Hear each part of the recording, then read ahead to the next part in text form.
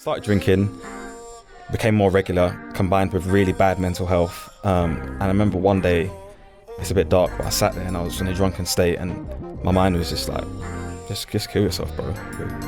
Grownish, smartish, British. We are British, apparently.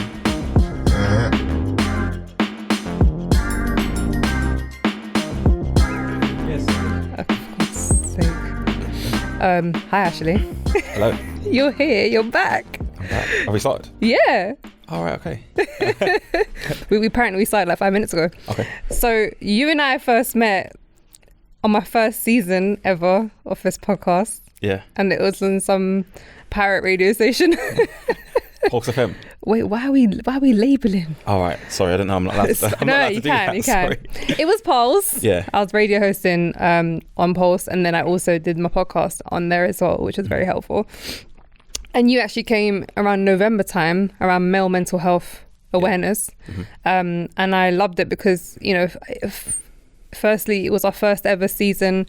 It was all new, but you were just very like pro male mental health awareness, and there's this like strong energy about you when it comes to it, and it was just really exciting to have you there.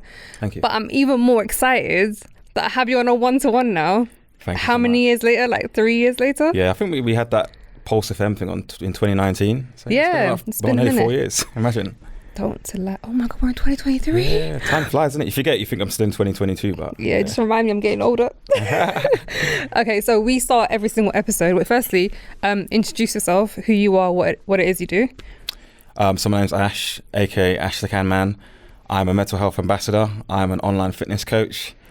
I'm a father, and I'm here to try and change mental health awareness and to make it more in the spotlight. So mental health isn't seen as something that's so taboo and isn't seen as something that's so different. You know, it's normal.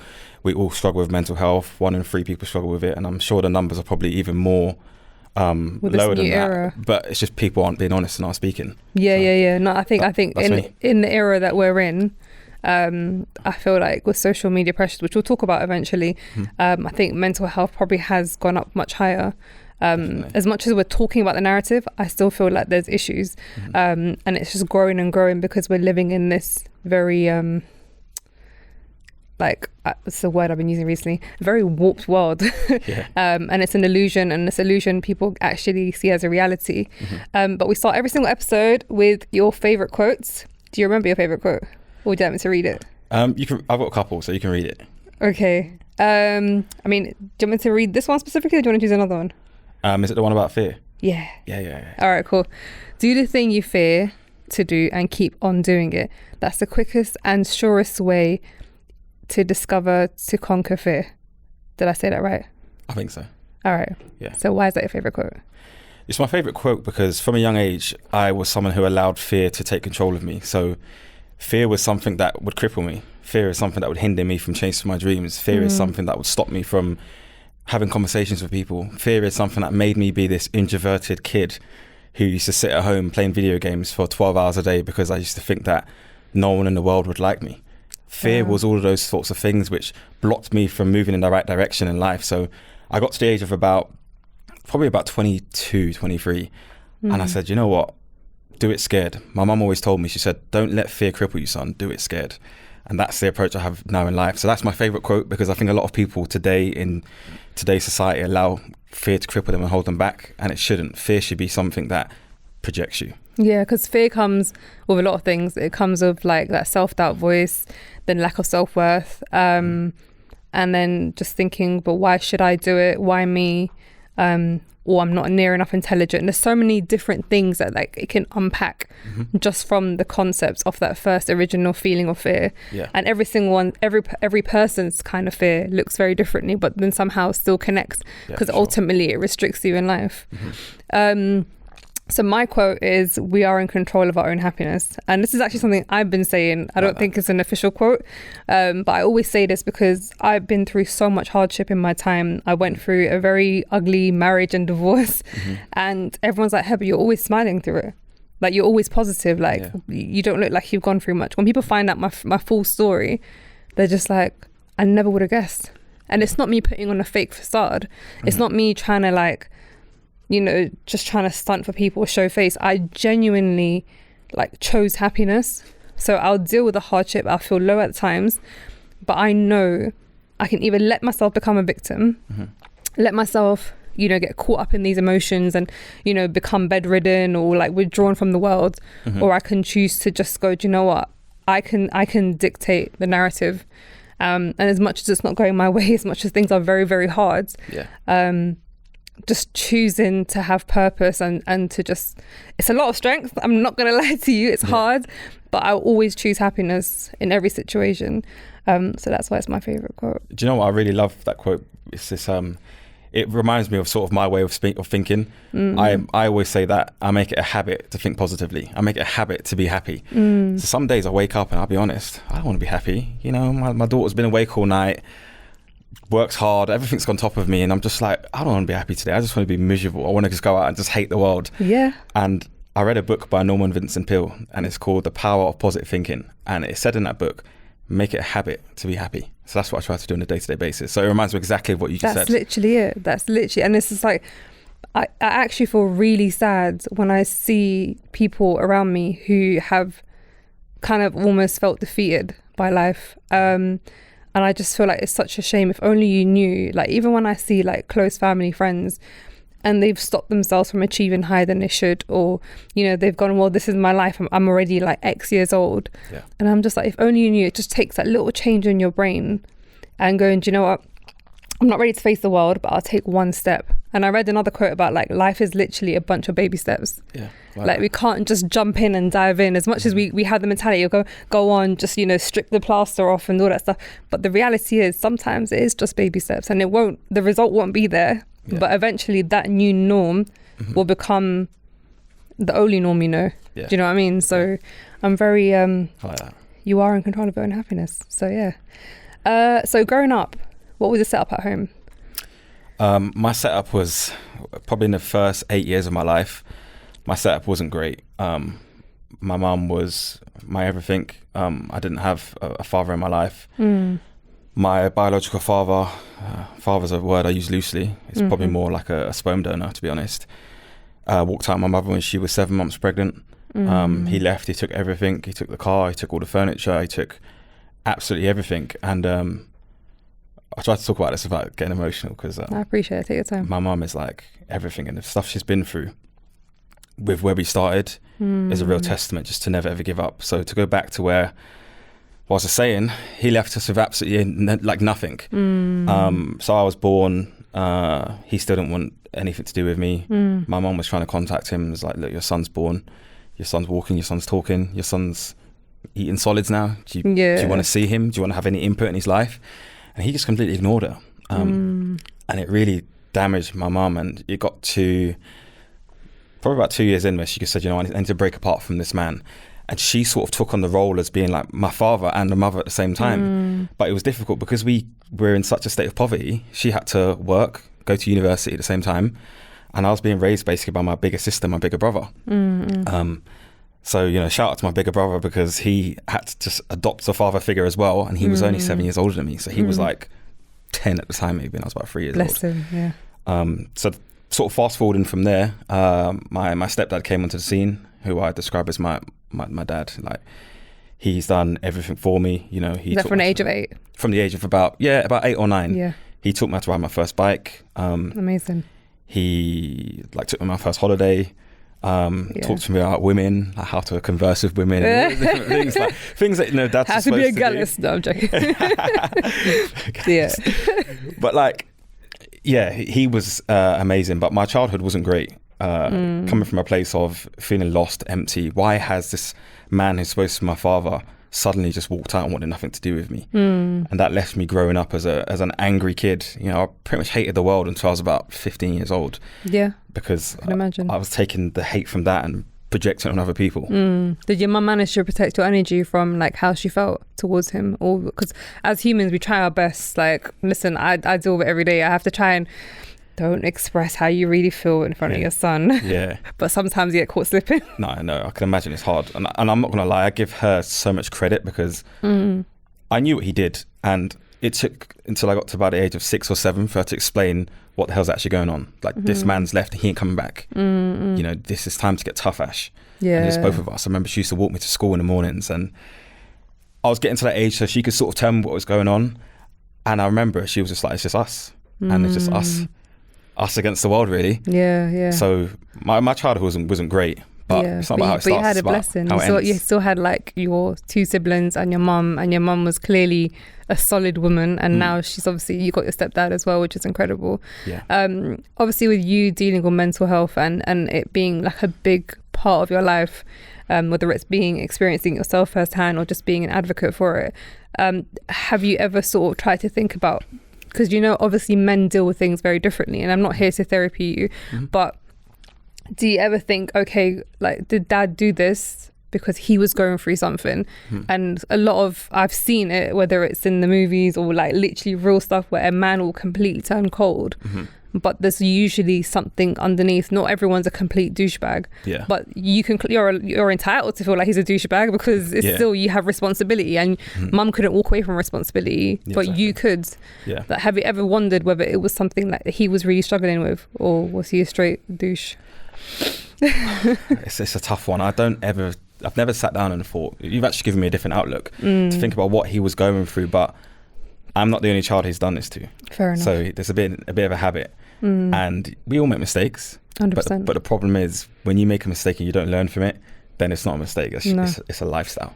It's a habit. It's a habit. Yeah. Yeah. So I got to the stage where I was just like, you know what, I forgive you, because that's the easiest way to deal with it and move on. That's so important. I can't understand you, and I can't understand why you did this, and I probably never will, because that's just not something I'll do. Yeah. Do you feel like you have closure from, like, just between you and your mum and just your own growth? Yeah. There's definitely closure, and it took, like I just said, for me to forgive him properly, for me to, you know, adopt closure, really. I remember times being in primary school, and I used to go to school, and all these kids would have their fathers pick them up and drop them off at school, and I'd be like, well, where's mine? I don't really understand it. And teachers used to ask me stuff, and they'd be like, why'd you behave so badly in class? Because I was always in trouble. I got expelled millions of times from schools. You were deflecting. Yeah. And I used to say to teachers, I'm like this because my father's dead and I don't know who he is. And I was like, that's where like a 7-year-old is basically saying their father's dead because he's absent. That's not right. That's the only connection that you have. It's like, well, you're either present or you must be gone. Exactly. He might as well be that's dead, because insane. I've never met him. But I think kids are extremely emotionally intelligent, and some kids now to disguise it and they become introverts, others act up, and it's, to an extent, it's kind of good that you acted up, because then you kind of showed signs of distress, or like, you know, waving a flag of discomfort of what you're feeling, and I think that's still better. And I always say this, whenever people are being mean or horrible, 9 times out of 10 they're going through life, definitely, as opposed to you're just a straight idiot. Usually the idiotness is linked to like pain and trauma. So I feel you. So obviously you have your stepfather. What did love look like at home between like your whole family now that you had the full package?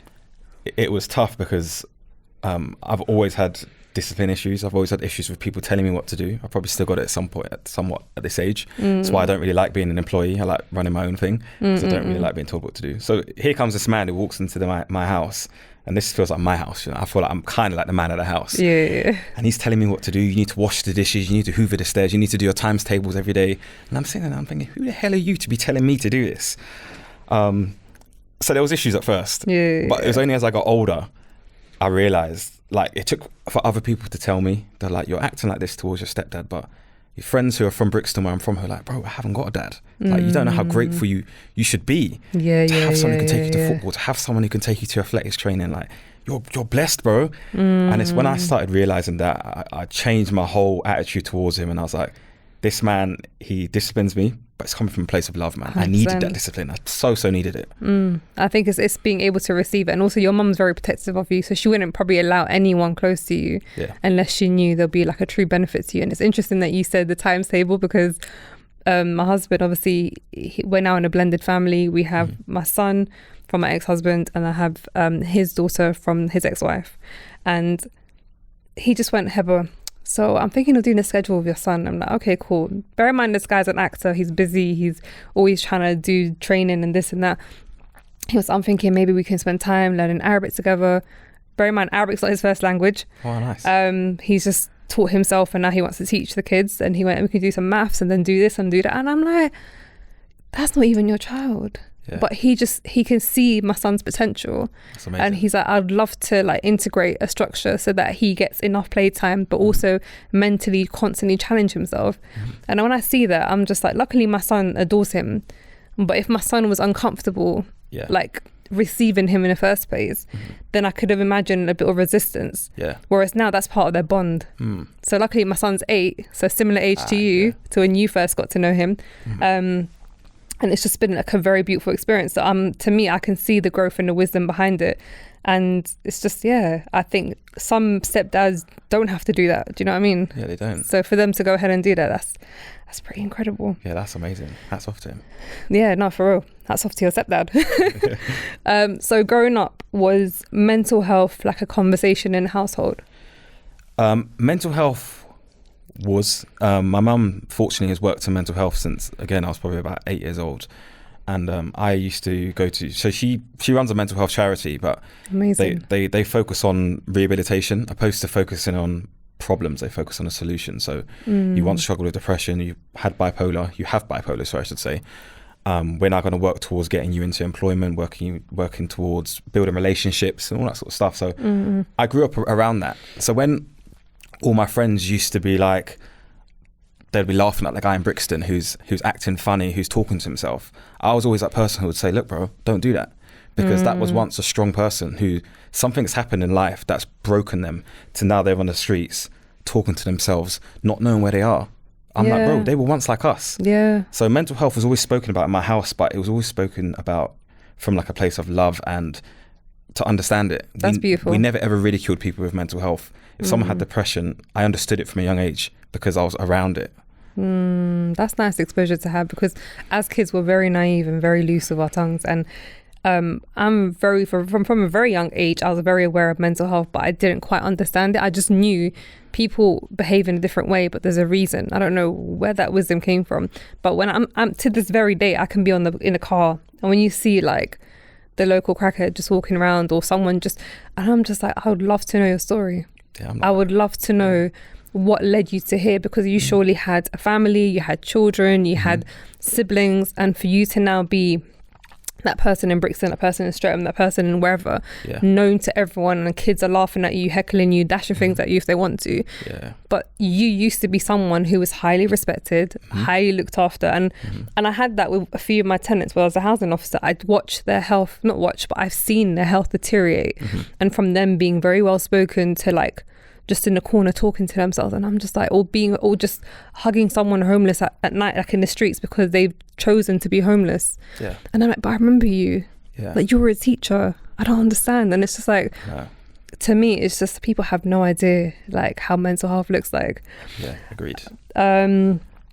So when did you, because obviously you've started doing what you're doing as far as on the mental health advocate side and ambassador, from your own personal experiences, when did you first sort of acknowledge that something was going on with you? How old were you? I was probably about 21 years old, but I can definitely identify times before that where I was struggling with depression, struggling with anxiety, but I just couldn't really put my finger on it. Got to the age of about 21, pretty much lost everything. I was in a relationship where I've got a beautiful young daughter from, and it all just pretty much broke down. And as that broke down, my mental state broke down. And I remember I sat down and I said, this doesn't feel right. This feels like something bigger than what I've usually struggled with in the past. And I said, you know what? I'm actually going to share this on social media. It took such courage. I just said, you know what? I'm going to share how I'm feeling on social media. And I said, look, I'm Ash. I'm 21 years old. You guys see me on social media as like this big, strong, influential dude who's lifting all these weights and boxing and doing all that sort of stuff. But I said, deep down, I'm not happy, man. I said, I'm struggling bad with depression and anxiety, and I want to encourage other men and other women just to speak out. And it was received quite well from I was going to ask you, how was it received? It was received quite well. I've had some people who were like, oh, you know, he was just doing it for attention. And I've had some people who, you know, like, it's hard, but sometimes I'll comment on a post on Instagram and then someone will click on my page and they'll be like, oh, mental health ambassador. And then I've had people DM me personally off a burner account because it's always off fake accounts, and they're like, yeah, bro, you should just commit suicide. You're a fake ambassador. You should kill yourself. Why are you an ambassador? And I'm like, whoa. So sometimes in life you can put out a good message, but don't always expect to get that love back. No, and I think people who react that way are going through it themselves, because for you to go out your way to make a fake account to troll someone, that's a lot of energy invested. Like I've been learning about trolls recently. Listen, for years I've had Instagram since 2012. Some of you guys weren't even born, but I remember like never really experiencing trolls. I experienced maybe 2 unnecessary comments in my whole time, and then since joining like 22, 23, everything's changing. Like people, TikTok's horrid. Yeah. Shout out to all the nice people on TikTok. Some of y'all fight my battles nice. And other people, like just go kill yourself. Yeah. Or like you're dirt, you're nothing, you're this. And I'm just like, boo, you need a hug. Yeah, that's like, the right way of looking at it. Like seriously, like for you to really want to tell me to die, like you must be so unhappy with your own life. How did you receive that when you first, obviously, because it's a nice high, firstly, to not feel like you're alone. So you've just unpacked yourself raw and told people, guys, I'm struggling. For a 21-year-old, how many years ago, that's not a known thing. Like that's a massive breakthrough. So when you started receiving the positive and the people relating to you, how did that make you feel? It was nice having people who could relate to me. It was nice because there were some people who you'd look at on social media, and you know when you click on people's pages and you're like, this woman's living life. Like, whoa, I'd love to be this person.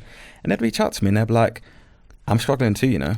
And I had suicidal thoughts a few days ago. And they're like, thank you so much, brother, for posting that. Like, you don't know what you've done for people like myself and other people. And I was like, this is nice to know that I'm not alone. And through that, I actually set up a like an Instagram chat with other people who are all struggling as well. Nice. And each day we'll just post something like, you know, today's gonna be a better day. Just one little small quote. Wicked. And it was going quite well, but then the lows is that started to get quite toxic, because I think a room full of people who are all struggling with depression and anxiety and other mental illnesses doesn't blend well. It's almost like you're trauma bonding in a very somehow healthy and other times not. So. It just turned pretty toxic and people got aggressive, and I quickly had to shut it down because I was like, this isn't the sort of message I want to put out there. It's hard because obviously you can start with the best of intentions, but you're still managing people or dealing with people who go through it. And every single person's mental health fluctuates. Every single mental health is different than the next person, and some people show and express their struggle in a different manner, and it can come across as quite abrupt. It can come across, and that person receiving it might not be able to handle and take a minute and go, well, actually maybe they're having a bad day. They're going to be like, wait, why are you being mean to me for? And then it's like a vicious cycle because now you're triggered. That's weird. So what made you, or did you actually, so you're 21, you expressed how you felt on social media, which is incredible. You got this reaction, good and bad. When did you start seeking, if you did seek help? Probably again at 21 years old. I went to a doctor and I said, look, I've always struggled with low moods and, you know, feeling down, feeling alone. But I said, this is different. This is like the King Daddy feeling of feeling down. I said, this isn't normal. And the doctor was like, look, what can we do to help you? And you know what the doctors are like? They're like, we'll give you these tablets. So I was like, okay, I'll take these tablets. First off, started taking them. I was like, I feel like 100,000 trillion times worse. I was like, what is going on? I'm taking these antidepressants. It's supposed to make you feel better. But then the doctor was like, look, keep taking them for 3 or 4 weeks. Took them for 3 or 4 weeks, nothing. So then they're like, we'll up your dose. Eventually, my dose got up so much that I was on the maximum dose for someone with depression, which is 40 milligrams of citalopram. That's the highest dose anyone can take. No matter what you've gone through in life, that's the highest. That's it, And I was taking that and I was like, waking up in the morning and I was struggling to even build friendships with people. I was struggling to have any types of like relationships with people. Was there any sort of temporary moment of like where you didn't feel that way? Like, did it ever work-ish? I would say it worked, but it worked in a way that probably wasn't good for me because it made me so cold. So I couldn't have friendships with people. I couldn't feel love. I couldn't feel emotions. It's almost like out. It just numbs everything. I was walking around just like a zombie, just existing basically. And I was like, nah, man, there must be another way to deal with this. So I've heard horror stories, which is why I refuse to take them. So I've seen people very close to me go through mental health issues. I've been like very close to experiencing it firsthand, and I know loads of friends who have gone through it, where they have a sibling that's going through it, and they are obviously having to deal with the fluctuation, you know, trying to help someone that's trying to also hurt you, and it's a lot. So then when I finally realized, okay, I'm not okay, first I refused to do therapy. I didn't think it would work for me, and I've seen it go like left for other people, because you have to be mentally ready to receive therapy and be like, if your victim mindset is still there when you enter therapy, then you're not going to actually succeed in it, because you're already trying to find issues within issues to have more reason to blame and feel bad for yourself. So I saw that side of it, and I was like, I don't think I want to mess with therapy. And it was only when I left my ex-husband, and I always like I accepted I always had a level of depression, but my depression is very different. I was still happy, I was still running around, I was still the life and soul of the party. I was a joker, I was Mandem, I was whatever you want it to be, you know, I'm there. And it wasn't fake at all. It's just, again, choosing happiness, right? And then one day I remember waking up, being like obviously a single mother, my son's with me, and I felt so low, I just couldn't get out of bed. And I had like really like horrid thoughts. I felt financially unable to provide for my child. I felt like I was breaking up a happy home. People don't quite understand actually what happened. So I'm being told, Hebz, I can't believe you're doing this. So I'm thinking, rah, this is all my fault. Like, as opposed to, well, actually, they should have behaved better. Or actually, And then I remember me going, all right, I'm actually paralyzed. I can't stop crying. I call my doctor. And then I'm like, look, I've never called you before. And I just started unpacking, and they're just like, have you considered therapy? I'm like, nope, I don't want to do it. And I carry on talking and crying and crying and crying. And he's like, how do you feel now? I'm like, a little bit better. He's like, therapy maybe? And I'm just like, cool. But before that, he was like, you know, maybe like when I've gone to the doctors in the past, they're like, maybe you should take antidepressants. And I'm like, I've seen what that looks like.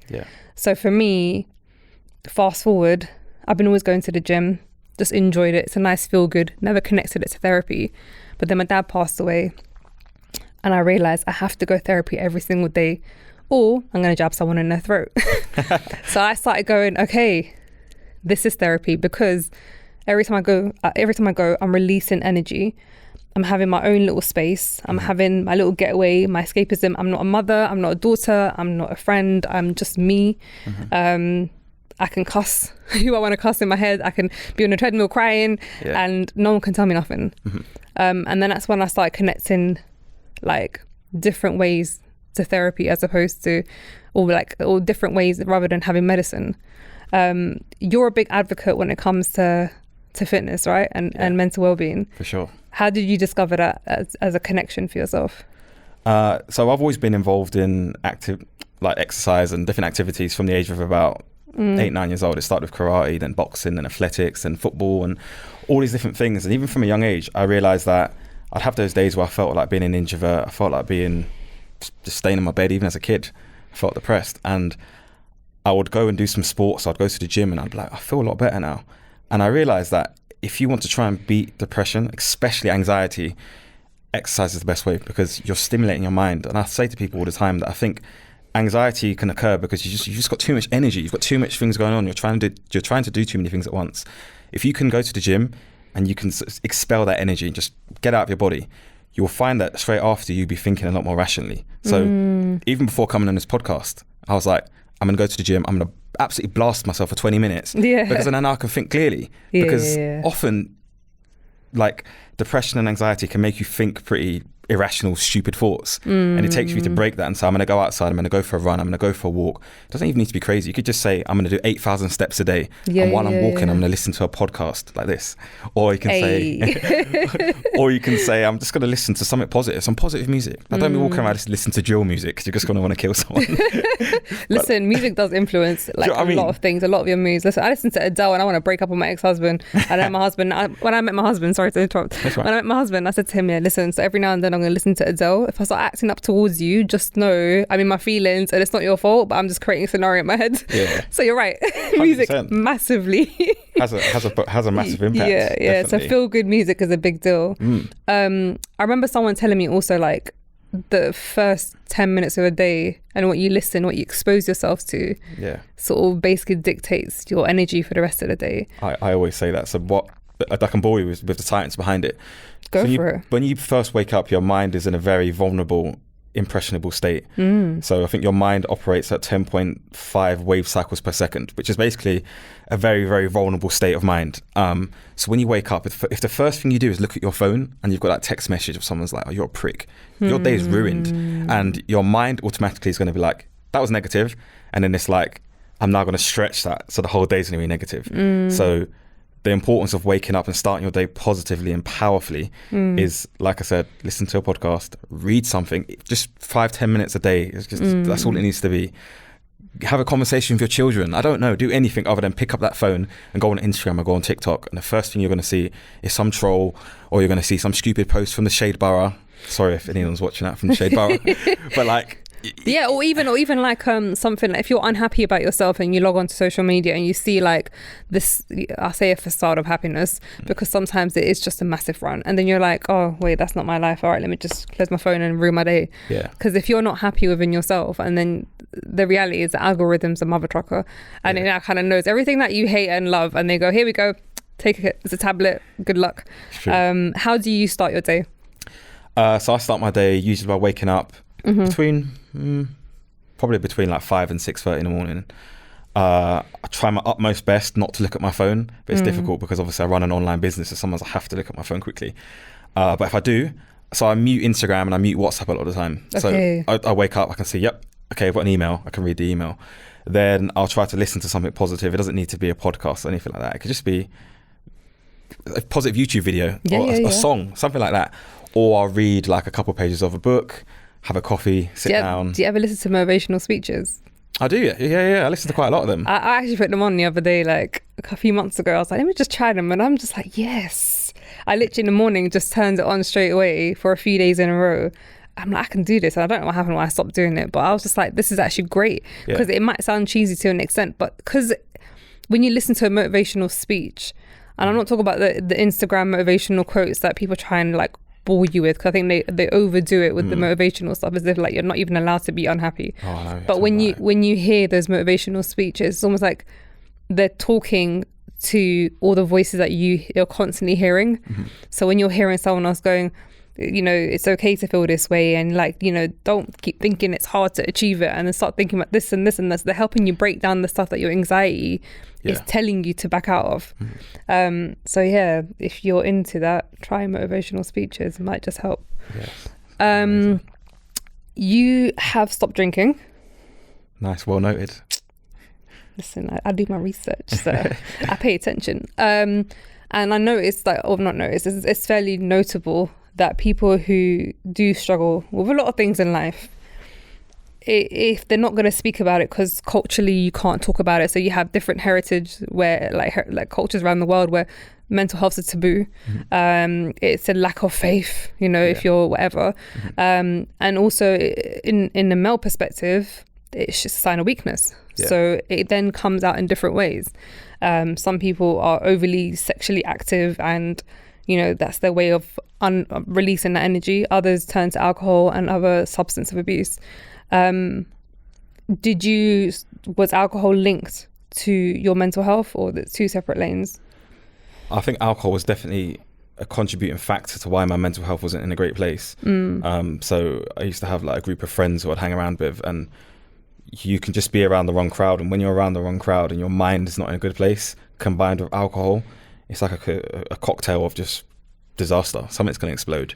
And you know, like you meet people all the time who are like, I've had a really hard day at work, when I get home I'm going to crack open a bottle of wine. I'm like, that's the last thing you want to do, because you're already feeling negative. Okay, alcohol is like a temporary fix. You drink it, oh man, I feel good for like 30 minutes. And then when you go to bed and you're on your own, or all your friends who are around you leave, and you're on your own and you're sitting there in a drunken state, you're like, whoa, like this isn't good. No, and especially when you sober up as well afterwards. Definitely. Then it really kicks in. It really kicks in, and then you got to think, when you have the hangover, then it really, really kicks in because you're like, I haven't addressed these problems. Now I've woke up, I've got a really bad hangover. I probably have to call in sick to work. Yeah. Can't go to the gym. I can't even read because I can't look at a page. and then before you know it, you're ordering Deliveroo 5 times a day, and you're just in your bed watching Netflix. Yeah, like, I mean, that's not going to be good for anyone. I've noticed it's a very English culture to have like a glass of wine. I don't drink, never have. Oh, nice. But I've noticed also when working in certain environments that some people are a bit too dependent, but they play it off so light. It's just like you said, it's just a glass of wine. Yeah. But then it turns into 2. Then it's like it's just a bottle of wine. It's fine. It's not that deep. Exactly. Like I'm just unwinding. I'm relaxing. I'm entitled to this, and it's just like that all sounds justifiable. But then if you really unpack it, we're all lying to ourselves. Yeah. And that applies to everything. It's just like we're choosing to numb how we feel rather than address the matter. Yeah. So what made you stop? It's a bit of a dark story, but I used to drink a lot of alcohol socially. I wouldn't say I was an alcoholic, by no means. Well, I would say I was an alcoholic, but a social alcoholic. So if I had friends who were like, do you want to do something today? I'd be like, yeah, let's go to the pub. That was your motive. That was the motive. You could be like, let's go to the cinema. Who's bringing wine though? Like all these sort of things. There was no such thing as like a social engagement without alcohol. And that's a very British thing. Like you see in the summer and there's all these people lying on the commons just like drinking it, and I'm like 100%. This is just nuts. So I started drinking, became more regular, combined with really bad mental health. And I remember one day, it's a bit dark, but I sat there and I was in a drunken state, and everyone who was around me had left. And I was in a really drunken state, and I had really negative, toxic thoughts, and my mind was just like, just kill yourself, bro. You're worthless. You're worth nothing. And I felt like that probably anyway, but I think the alcohol definitely accelerated those feelings. And I tell people all the time, it's not just alcohol you're drinking. It's not just fun. I'm just gonna drink this alcohol and go to this club and have fun. It's not that. You're creating some sort of like dependence to alcohol. You need it to get through your day. And secondly, the next day you don't realize how bad you're going to feel. Like stop pushing those problems away and just face it head on. Yeah. Stop turning to the bottle. Like the bottle can't save you, man. You got to save yourself. Yeah. I agree. I got to that stage when I said, you know what, I'm not drinking this crap anymore, man. How long have you been sober for? I've had like a glass of champagne at some point, but probably 10, 11 months. Nice. Yeah, probably quite a while. That's cool. And I don't miss it at all. That's good. I can be around alcohol and I can be like, yeah, you stay there, man. You enjoy. I don't want it. That's good. I think that's amazing that you're not actually feeling that you're missing out. 'Cause I think a lot of people who do suddenly stop drinking, they start realizing, going out's not as exciting anymore. Because the exciting part was we're both getting tipsy together, which is for me like it's like the worst environment, because I want to go out, I want to have a good time, but then I know my cue to go, because after a certain level of drinking, I'm like, peace out. Yeah. I'm too sober for this. I don't need to be here. Like I know my lane. So you mentioned obviously having very dark thoughts of feeling unwanted, unloved, and the sad thing that I've noticed, I think it's a DJ Twitch that's recently taken his life, and I think is, you know, you're happily in a situation, you have children, and you know you're truly obviously loved by a lot of people. And looking at, for example, DJ Twitch and his family, and like the level of love that's just like literally pouring out his family and his community, and I'm sure you have exactly that level of love around you. You've got a mum who's very conscious of mental health. It's how do you feel unloved when surrounded by so much love? I know it's a very difficult question to ask and answer. It's a tough question to answer. I always tell people depression is like being around a group full of people who are saying the world's so colourful, but you feel colourblind. You can't see anything, just apart from darkness. And it's really easy to say, you know, someone who committed suicide was selfish. They didn't think about what was around them. They didn't think about the people that loved them. But a lot of the time, that love is projected by people once you're gone. And I tell people all the time, like I've met people who struggle really bad with depression, who have had suicidal thoughts, who have told me, and I'm like, bro, or sis, I'm like, you don't understand, like you're irreplaceable. Like it sounds cheesy, but if you left this earth, you could not be replaced. Your family would be mourning till the day they die. You know, you're special, you're great, you've got so much in you that you don't see yourself because you are feeling depressed at the moment. But the minute you decide to take your own life, the world will never be the same without you. And I'm like, please just think about that before you take any sort of rash decision, because we're all loved, man. There are people who would be destroyed if we took our own lives. And do you tell yourself the same words? I tell myself the same words. It's actually going back to social media. This one's a bit raw. I've never actually shared this, so I'll try not to be emotional when I share it. But Sorry, it's hard, man. Take your time now. It's hard, time, but man. I struggled really bad with depression. Like, it was tough, man, from a young age. And I got to the stage where I really just genuinely wanted to take my own life. And there was a guy who's one of my good friends now, who I met through social media. His name's Dan. And that night I had it in my head. I was like, this is the night. Like, I don't want to be here anymore. And I remember I sat there and I prayed to God and I said, God, I can't do this anymore. And I said, please just end this pain, end this suffering, because I don't want to be here anymore. And my friend Dan reached out to me and it's just random. I said, this is God, man. It has to be. That is literally God. He reached out to me and he was like, how you doing, bro? And I was like, I'm going through it, man. I said, I don't want to be here anymore, brother. And he was just like, it's okay, man. He said, if you want to stay in bed today, it's okay. He said, bro, stop being so hard on yourself. And to this day, I thank him, because I'm like, you don't realize what you did for me, man. You literally saved my life. Like, the people I can help through, me sharing my mental health story, none of this would be possible without you. Like, I'm like, bro, you saved my life, man. You don't even realize it just by sending me that one message. That night, I probably would have went out and done something that I would have regretted forever. Yeah, because firstly, thank you for sharing that. I appreciate it. No problem. I think because we get so much in our heads, and everything that we're feeling and thinking becomes so real, so matter of fact. And it does take a simple conversation or a simple exchange of words for that feeling to sort of just die down a little bit and calm down a little bit, and then you can be reasonable with your thoughts. Yeah. So I always say, like, I say appreciate you to a lot of people. I will forever show love and appreciation to everyone, because you shouldn't wait for someone to go for the love to pour out. You shouldn't wait for them to go for the lowest moment for you. So for me, I always push the energy of reach out to people. Definitely. And reach out to the people that look the happiest. Yeah. Because they're the ones who are really, really probably struggling. Exactly. It doesn't necessarily apply to every single human being, but there is truth in that, which is, I just sat down with a comedian, or he's also a comedian plus a scriptwriter.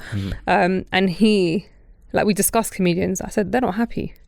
Because they're making most of them are severely depressed. Really? And yeah, if you think about Robin Williams and other people, like, they entertain the world and they make everyone else laugh, but when the lights turn off, it's just them and their reality. It's true. And it's quite dark sometimes, and it's such a shame, because when you look at these people, you're like, I envy your confidence, I envy this about you, and they're just thinking, well, I envy that you're loved by, or you have a family, or you have a father, or I don't know, they got their own insecurities. Yeah, exactly. But we put so much weight on their happiness based on what we see, which is, I guess, goes to social media. How much has social media impacted you personally when it comes to mental well-being? Social media, again, like that story I just explained is like the good side of social media, but I've seen the bad side. I've seen the side of people being trolled for having mental health, and like you said, social media is full of a lot of people who, like, you just need a hug, they just need some sort of love. And I think social media has made mental health worse. I think anxiety is worse, because I looked at a kid the other day, actually, and I wasn't one of those people who's like looking at someone's phone screen, but I was in the gym and he was next to me on a bench press or something like that, and I watched him in my break. So he went on Instagram, he closed Instagram, he went on TikTok, he went on Snapchat, he'd done something on Snapchat. Oh, he had an Instagram notification. He's gone back to Instagram. Yeah. I'm like, how can you ever feel relaxed? You can't. This is non-stop. There's always some notification to respond to.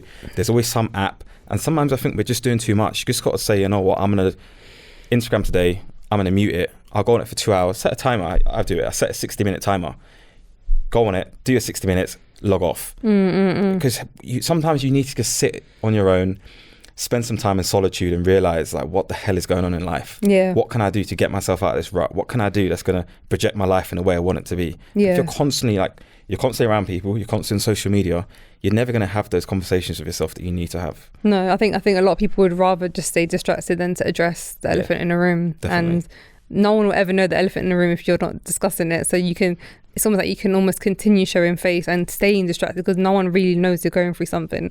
But it's the minute you expose yourself, that's when it's like, I think I've noticed when people express how they feel and they become vulnerable, when they're not ready to deal with it, they start pushing people away. Yeah. It's just like, you know too much about me. Yeah. Like, I remember, like, one tenant I was managing, like, me and her had this heart to heart, and she unpacked about, you know, her sister was known in the area for like walking around naked in Brixton, I can't remember where. Yeah. And her brother committed suicide, and she thinks she should do the same. She's got severe mental health issues.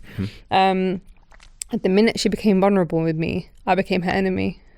Because she's like, you know too much about me. Yeah, so whenever I start talking to her, she's like, well, you're this and you're that. And I'm just like, you're really hurting. Like because I look at her and I can see straight through.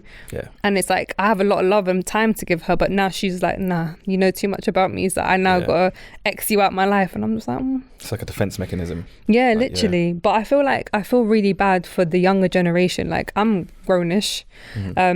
I've been around before Instagram was a thing. Listen, I was back in the day where the phone line, if you started downloading a song, it'd take 3 working days for it to download. LimeWire. Yeah, exactly. And Kazaa. And then if the phone rings, you're screwed because you got to start again. It's like, Mum, no. What are you answering the phone for, man? Literally. So I feel like I'm honoured enough, and I say honoured because I've been able to see the gradual change. And I feel like people who are born like the Z generation, who are, I think they're screwed. And I say this, like, obviously there's a lot of beauty of how technology's evolved, opportunities, like bridging the gap between, like, connecting, like someone can reach out to you straight away and they've got instant communication. You have an opportunity to, like, network with people. But then the cons is you can't tell where the reality starts and where it ends. And people have become so dependent on self-validation, purpose, on social media. Like, they care about how many likes they receive. And I remember to this day, and I'm sure I've said it before, where I was sitting with someone who was young. I think she must have been around 14, and she went, should I post this? I'm like, you look beautiful. And she's like, I don't know if I should. Her anxiety kicked in. She posted it. She didn't get like 3 or 5 likes in the space of like 30 seconds. She's like, I need to delete it right now. No one loves it. No one loves it. Like, and like, she started doubting her worth. And I'm like, no. Like, is this really it? Like, is this what we're doing? And like, people are really like working so hard to live up to this idea, this concept of perfection that just doesn't exist. It doesn't exist. And we put it at the own, like, expense of our mental health. So to me, when I see kids, and they're the ones who are more vulnerable than us, because even though you can get sucked into it and I can get sucked into it and I can start believing the hype, and, you know, I have moments of looking at other people's lives and I'm just like, rah, maybe I should go and get surgery done. Maybe I need to change this about myself. I can be humbled. But when everyone around you is living this lifestyle and everyone around you is pushing this narrative, you can't even identify mental health. But then you have young 12-year-olds that are committing suicide. You have 12-year-olds who are self-harming. And it's because no one's monitoring it. Exactly. What are your thoughts on social media when it comes to your children one day? It's a real tough one, because I think if you restrict social media from your children, they're going to use it in secret. I would rather my children use social media where I can see it. I can see their account. Obviously, once they're of a certain age, I wouldn't want to have their logins and that sort of stuff. But I remember it was like a few years ago, there was a TikTok trend going around. It was during COVID, where some kid was doing like a breathing challenge, but he was purposely making himself pass out, and other people were copying it, other young vulnerable children, and a few of them died. And I was like, if you're not monitoring what your kids are looking at on social media, your kids will be parented by the stuff they look at. They will be parented by the TikTok crap you see circulated all the time with all these challenges. And I think we have a pressure on us to live a certain life because of social media, but I think kids even more so, man. I've seen like kids in my family who are like, I can't go to school in those shoes. I'll be laughed at, like, I can't wear those shoes. And I'm like, bro, those are like Timberland boots, man. Like, back in my days, you was like the Don if you had those shoes. And they're like, no, I can't wear them. It has to be Prada's. And I'm like, mate, you guys don't understand. Prada's expensive. And I'm like, you just can't care about what these people think, because there's a lot of social pressures. Like, luckily, doesn't matter. My son's school, there's not a lot of focus on it, but my friends who, like, I got one particular friend who her son goes to school in East London. Their social pressures are different. Like, he's got to wear the latest trainers, the latest kicks, the latest jacket, there's a certain coat. If you're not rocking the same coat, then you ain't made it. Yeah. And it's just like, my son's in his own little bubble. Like he wears like Nike Dunks and whatever, and it's because he just likes them. Do you know what I mean? This is not following anything. Yeah. And I'm like, the day my son comes home and says, "Mummy, can you buy me this because so and so?" I'll be like, "I go away." Yeah. I'm like, unless you want to start a new job and earn it. Yeah. Like there's no way my son's gonna, like, I'm gonna make him, God willing, feel confident enough within himself to do what the hell he wants to do, wear what he wants to wear, and no one can tell me nothing, as opposed to like falling weak to it. And I know it's so much easier said than done because kids are mean. Like, they're mean mother truckers at times. Yeah. And these days they're raggo. They're mean to adults. They're mean to, they don't business who you are. But then it's that generation that I'm really like, when it comes to like mental health, I feel like they're going to be the biggest victims of it. Totally agree. And kids these days, I don't think they actually understand mental health properly because they live in this bubble of TikTok and Instagram and how many likes have you got, bro? What shoes have you got? You know, they don't really care about having actual conversations with people. All the conversations are behind a telephone. Yeah. They don't know how to actually... I met a kid the other day and I was like, you guys actually don't even know how to speak to people. Like, you're so used to just texting. Like, when you actually meet someone, you crumble. You have stage fright. You don't have to actually converse with someone because you're constantly on TikTok. Just... Like, when I was a kid, I had to go out there and actually speak to people. Like, if I had family over, my mum would call me downstairs. I'm like, please allow me, don't call me downstairs. Yeah. You know, you have to stand there and talk to everyone in the room. Come tell us, auntie. I'm like, for God's sake, why is she here? Yeah, man, leave me alone, man. But that teaches you stuff. These kids are just locked in their room with TikTok and Instagram. And do you know what? I can't do it. Like, my son recently, like, "Mum, can I have TikTok?" I'm like, "No." I said, "No way," because like, I've seen how vulnerable a child's brain is. Yeah. Even a teenager, you're going through hormones, you're going through a madness. You're trying to find your identity, you're trying to fit in. Yeah. And having an extra added reason for you to lose your ish, I'm not taking part in that. And it's not that I'm gonna make him go, "Oh, no." Like, my mum gave me nose with no eyes. I'm giving him nose with it real wise. You can keep asking me and I'll keep explaining, and we can expand, we can do summaries and dissertations about it. But there's no way in hell that am I going to let you be exposed into something that's going to tamper with your mental well-being, for it's going to tamper with your confidence and your self-worth, because already you're trying to discover yourself. Yeah.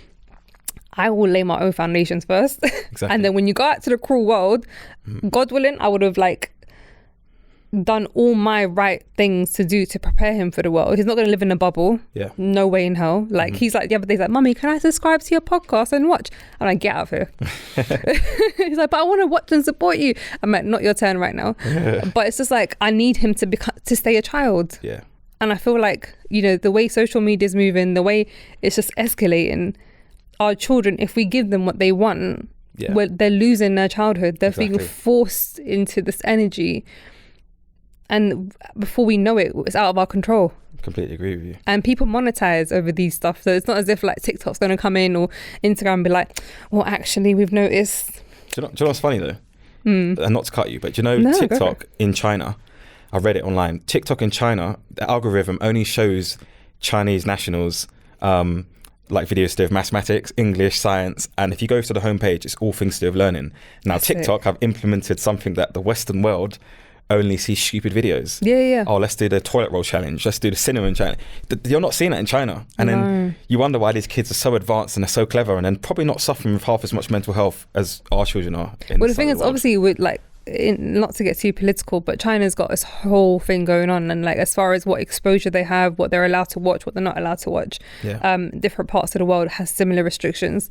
So I guess in order for them for TikTok to monetize, they're like, "All right, cool, we'll kind of adhere to your land and what you want." Yeah. But the realities are, the Western world are just a bunch of like sponges who don't actually care, as long as it makes money. Exactly. Like, if you think about alcohol, smoking, everything that you make the most money at, the biggest growth of financial products are things that kill you. That's true. I don't think about that. But that's never going to be stopped, because that's the main thing, that's where the main income comes into. Do you know what I mean? So I don't see there'll be much change.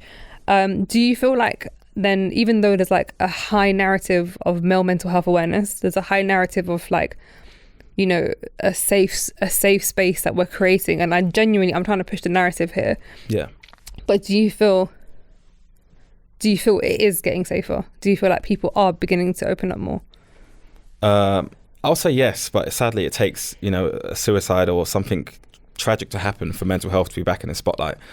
And I tell people all the time, don't post it's okay to be okay and then go back to eating your dinner and then back to posting nonsense over and over again. Or, you know, you'll say it's okay to be okay, but then I'll go in the shade bar of comments and you're like, you're dissing someone for the way they look. I'm like, that you just have to be nice to people. And male mental health is the toughest one because, and like you said earlier in the podcast, people don't want to come across as weak, especially men. And if you tell I've had it before. So when I was actually in the dating world, I would tell women about my depression and I'd post it obviously on social media and they'd follow me. Say I met them on Tinder, let's just say, they'd follow me on Instagram, like, oh, this guy's a mental health ambassador. Oh, that's all good. But in a minute they start seeing like, maybe like earlier, I was shedding a tear, explaining something that's really close to me. They'll be like, no, I'm put off by that. So all of those sorts of things makes it harder for men to speak out. But then when that same man will sadly take his own life, everyone's like, man, he should have spoke out more. You can't have it both ways. No, but I think people who, because there's a whole unhealthy narrative that's being pushed on men.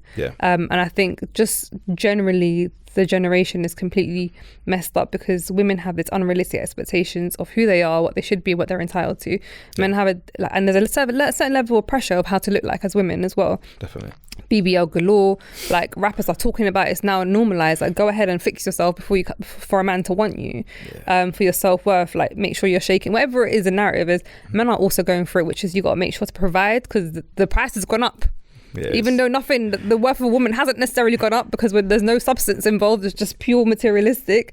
But the price has gone up. Now you got to be able to afford certain things. You got to be able to like be this strong warrior. And I want you to be vulnerable, but not too vulnerable. I want you to tell me how you're feeling, but cry a bit moist. So it's messed up. It is. And I think people need to really just work on their self-growth and in order to allow someone to be vulnerable. Like with my husband all the time, I'm like, is energy all right today? He's like, yeah, I'm fine. I'm like, you sure? He's like, yeah, I'm good. I'm like, you know, if something's going on, like, you need to talk to me. So I don't care what it is. I don't care. Like, and it's just like some men will be like, that's crap. That's absolute nonsense because you do care. And if he does show any tears, then you will be like, man up. And I'm like, no. Because you have a breaking point. But, you know, not every woman can appreciate it because it's like inherited societal narratives of how a man should be and how a woman should behave. And I just feel like we're in a very lost cause, even though we're pushing the narrative. There's so many podcasters that are talking about it. There's so many influencers who are trying to influence through male mental health and just mental health as well, full stop. But we just live in an age where someone's died today and we're all feeling sad, but come tomorrow they never that situation no longer is on their brain. So I feel like mental health potentially, which is really sad to say, is on the verge of just getting worse. I always say that because people say, oh, do you think mental health awareness has improved? And I'm like, the awareness might have improved, but I think in terms of people actually suffering with mental health, I think it's gotten worse. And I think the support that people will receive, again, it's probably gotten worse. A lot more people now are suffering with mental health, so then the NHS are obviously under extreme amount of stress. Anyone who's a good therapist who's actually worth their dollar is fully booked for however long. And like you said earlier, as a man, I felt it myself. There's a certain expectation. Like, I started my online business and someone was like to me, oh, have you not made like 100 grand yet? It's like, bro, these things take time. Like, nah, you're a waste man then. I'm like, men experience all this sort of stuff that people don't realise. They're like, you should have a Ferrari by the time you're 25. You should be mortgage free by the time you're 30. You should be married with kids and your wife should never have to work again. But people forget that not everyone's been exposed to these things in life. Like, not everyone, like growing up British, a lot of us weren't taught about finances, weren't taught about how to just be a man. But like, how do you start saving? What does finances mean? What does it mean to really own a place? It's all unrealistic. So I feel for you. Honestly, like it's really sad because the demand is there, the money's there to throw out on mental health, but people don't even acknowledge that they're going through mental health because they're just like, no, I'm fine. I'm like, but the anxiety you're feeling just opening your Instagram, there's a problem. Your dependency on your self-worth, having to like put yourself so vulnerable on social media, expose yourself, over-sexualize yourself. That's mental health right there. That's a very good point. But they're flipping a narrative to make themselves feel better about themselves. I know. Exactly. So obviously we're kind of close to running out of time, but you do a lot for the community, for the world, I guess. I'm guessing you get people from around the world shouting you for help, and they're overly pouring at times. How do you manage that while also managing your own mental well-being, and where are your boundaries? I was so hoping you was going to ask me that question. Ta-da! Yeah, I was hoping you was going to ask me that, because it's not something I've spoken about before, but it is really, really, really difficult to break between my own sanity, really, and to help other people. And I'll give you an example. There was a gentleman I was helping, and he was saying he's suffering from mental health. He gets thoughts of self-harm. He was someone who used to drink a lot and do quite a lot of drugs. I said, look, mate, firstly, bro, we need you to stop doing the drugs. We need you to stop drinking, and we need you to sort of break away from that group of friends, because they're not leading you in the right direction. So 1 o'clock in the morning, I remember I received a message. No, Instagram call. I didn't even know you could even call people on Instagram back then. All right, uncle. So, yeah. Like, what is going on here? I was like, what is this? So anyway, I think I rejected the call and was like, bro, I'm asleep. What's going on? Then he sent me a message and was like, oh, I feel like I'm jumping off this bridge. And then 5 minutes later, he's like, I'm going to do it. I'm on my way to this bridge. So I'm like, bro, obviously I'm wide awake at this point. I'm thinking, I don't know you that well, but if I can do anything to stop you, I'm like, bro, where are you? I don't care if you're in Manchester, I'm coming. Tell me where you are. Man ghosts me. So I'm sitting awake all night. Stressing. And I'm like to my mum, because obviously she works in mental health. I said, look, what do I do? I don't know this guy's details. I don't know if I can call the police. I don't know if he's dead. And I was just like, it's a lot of pressure on myself, because I have to give him the right advice. And I'm like, did I ill-advise him? Did I give him the wrong advice? Is that why he's now done this? It's definitely a lot of weight on you, because he's also unpacked on you. Yeah. So you feel like, it's all on me now to make this right. There's a big burden on myself to go, I need to say the right thing here to make this guy go, yeah, I feel better now. And he didn't. And then he popped back up, I remember, like 3 days later, and was like, oh, sorry, bro, I just got really drunk. I did a lot of drugs, and I just didn't mean what I was saying. I was like, mate, bro, sorry. I had a search party out. Yeah, I was like, yeah. Nah, you need help, brother. I was like, this isn't how it is. Yeah, for real. So have you ever sort of reached a point where you're like, do you know what? I think I need to step back from this for a bit. Like, do you know when to like tap out? Yeah. So I'm sort of at that stage now. I don't do half as much as I used to do. I used to speak to I've spoken to a few professional rugby clubs about mental health, spoken to schools and that sort of stuff. But I've taken a step back now, because I can get to the stage where, as you probably can imagine, I say the mind's like a sponge. So everything that I'm absorbing from all these people who are going through stuff, sadly, it's not their fault. My mind slowly starts to get filled up with this stuff.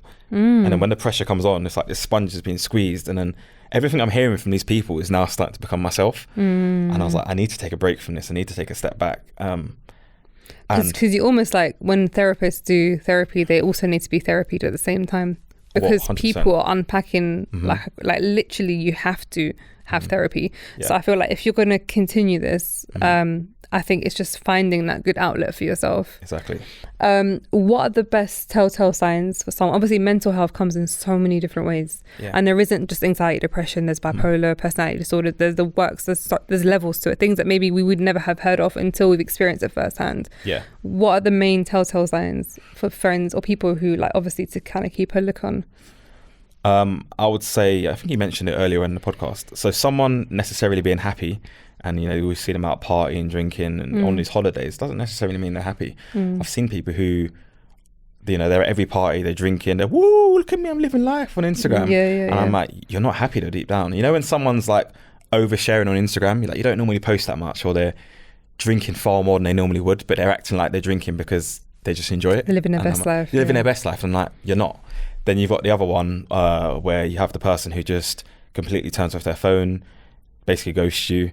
You message them, they just don't reply. You're like, bro, how are you doing? No reply. And then, like, you might meet up with them eventually, and you're like, you're carrying some sort of weight. I can't put my finger on it. Like, they're not laughing as much.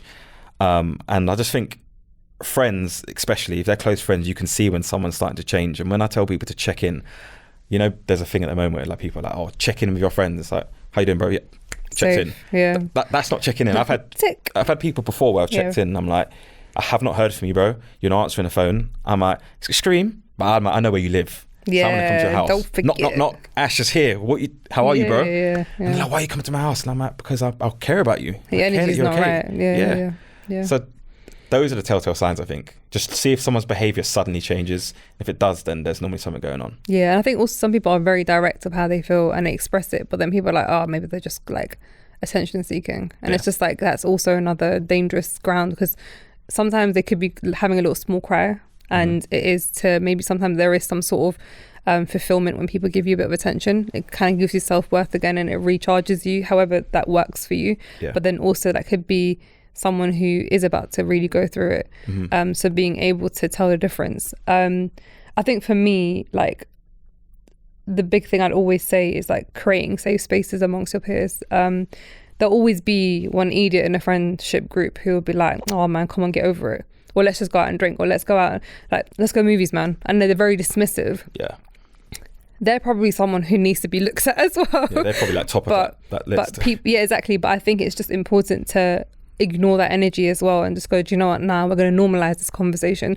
So even if we're not going to be able to run to therapy, because that's a massive step for them, to like, I need another person to come tell me, nah, I'm cool, like the ego kicks in. But for me, when I hear, especially amongst men, there's this like bromance between you, and there's like accountabilities and G-checking each other, and to me is beautiful. When I see guys go, I know my man, that's not okay, and I'm just like, yes. So I'm very pro like building those bonds and safe circles. Did you have that from young, or? Not so much. So for the majority of my life, I've hung around the wrong crowds. You know, from being a teenager, I thought I was a bit of a bad boy, so I used to hang around with gang members and things like that. It just, obviously, they don't care about mental health at all. Then I got around hanging with like people who would just want to just drink themselves to oblivion every day. And, you know, you try to have a conversation with them about fatherhood, your children, mental health, and I'd be like, yeah, whatever, bro. Let's go and drink some Heineken and forget about it. And it's funny, like what you just said, it's so true, because you need to have those sorts of friendships where you can sit down with someone and say, no, man, we're not going to talk about rubbish today. We're not going to talk about what's going on in the world. We're not going to talk about this celebrity. We're going to sit down and we're going to talk about business, future, mental health, our children. What can we do to be better people this year? What can we do to be better fathers? What can we do to improve our mental health? What can we do to just, you know, feel better within ourselves? And those are the sorts of circles you need. That's it. When I see my friends and they're like, yeah, we meet up like at least once a month and we set goals for each other, and I hold every guy accountable. I'm like, you're not even, like, it sounds bad to say this, but I'm used to some women, not even all women, because some women are just catty, but there are more women who are going, all right, girl, we're going to do goals. What are your goals? Short term, long term. For men to do it, it's just like, all right, I'm going to be vulnerable amongst my peers. And to see it be done, and it's the most masculine energy to me. I don't care what anyone has to say. And it's such a shame that some people are like, no, man, it's cool. Let's just, what are you saying? You're going to jump on the game, yeah? And I'm just like, for God's sake, bro, your life is real. Your life is so real. All right, so we're coming to an end. Is there anything in particular that you'd like to talk about, or any bits of advice? I just want to say to someone struggling with depression, anxiety, or just general sadness, that depression and anxiety will lie to you. It will tell you this is going to be your life forever. When I was going through it, I thought that was my life forever. Like I said earlier in the podcast, I got so fed up, I got so upset, I got so sick of my life being how it was, that I sat down and actually prayed to God. I remember I actually prayed, like, dear God, please let this suffering end. And when I woke up the next day, I was pissed. I was like, why am I awake, man? This is rubbish. I don't want to be here anymore. So depression will make you feel like you have no way out, and no one cares about you, and no one loves you. You're just worthless. Just pull the plug. Your life's crap. That's what depression will tell you. But I want you just to sit down and realize that that's a lie. You have greatness in you, and that you will 100% pull through this, because nothing is permanent. However, if you do decide to take your own life, then that feeling sadly will be permanent, because you'll be pushing it onto your family. It's all temporary, and people can pull through it. This world is just full of so much sadness, and I think if people were honest and just address their feelings, it doesn't even need to be publicly, we would deal with mental health a lot more better. But everyone wants to be macho and pretend like they don't suffer, but we all do deep down. I always say this. I always say, if you put everyone in a room and one person starts being vulnerable, you'll see everyone unpack, and you're like, rah, so you're going through it. So wait, we're all going through it, but we're trying to show face. Flipping out, mate. If you told me from the beginning, then I could have told you, like, listen, I'm really going through it. That's why I've been swerving you for 2 minutes. So that's why, you know, I behave in the way I do. And it's just like, we are all literally, every single one of us is going through something, you know, whether you want to lie to yourself or not. And the minute we do that, and that's why I don't see anyone as a threat to me, or anyone as intimidating, because we're all so human. Exactly. Like, I will say hello to everyone, and I will say goodbye to everyone. I will be respectful to everyone, because it doesn't matter of your status. You're still a vulnerable human being, and you've gone through something. So I know we're equals in that sense. Yeah. But some people are just like, okay, I have to show face. This is my escapism. This is it. Like, and it's just like, we're all in one room escaping. And it's just like, if only we just turn to each other and just seek that bit of advice. Yeah, agreed. It's such a shame. But yeah, so we have run out of time. There's so much more I want to talk about. I'm sure once you are settled, you can always come back. Definitely. I think there's definitely more I could say as well, but time is of the essence. Yes, no doubt. So for those who don't know who you are and what it is you do, let us know about any project. I can see you're wearing your brand. Yeah. So feel free to tell the people. So I have a few platforms that I use. TikTok, I'm pretty new to it, so don't laugh at me if you go on my TikTok. It's Ash the Can Man. My Instagram is Ash the Can Man as well. I've also launched ACM Fitness, which is Ash the Can Man Fitness. So I'm an online fitness coach where I give people regimes, nutritional advice, weekly check-ins, make sure that everything's going to hand and how it should be. However, I'm more than just an online coach. I'm trying to change people's mindsets. I'm trying to change that person who struggles with depression. I'm trying to help that person who's stuck in bed because of anxieties, or the person with worries of going to a gym because they're worried about what people are going to think of them. I'm the online coach who's going to say, look, man, get out of bed. Stop eating Papa John's. Stop eating Krispy Kremes. Let's go and get this. Then it's 2023. And time is flying by. I tell people all the time. I met you in 2019, I think. Here we are. It's 2023. So what are you putting off today that you're going to be putting off for the next 5-10 years? You might not even have 5 or 10 years. So start today. Time is of the essence. No, for sure. Yeah. And my Instagram's Ash the Can Man as well. That's why I'm more active. Sorry. There we go. And just quickly, my last bit of advice is, remember, you have purpose, even though it doesn't look like it's happening and you're looking at yourself and comparing yourself to the world. If ever you're feeling low, remember there is you are here to serve so much more than you think, and every single one of us are on this earth for a purpose. Find your purpose. Exactly. And let that be your focal point for now. My name is Hebz, aka Mama Hebz. You can catch me on Instagram on I am Hebz with a Z. You can also catch me on Instagram also for grownupbritish.h and YouTube Mama Hebz. Thank you so much, guys. Ash, thank you for coming. I appreciate you. Thank you so much for inviting me. It's been amazing. Honestly. Pleasure. Great host as well. I appreciate it. Appreciate you. All right, Mr. Take it easy. Grownish, smartish, British. We are British, apparently.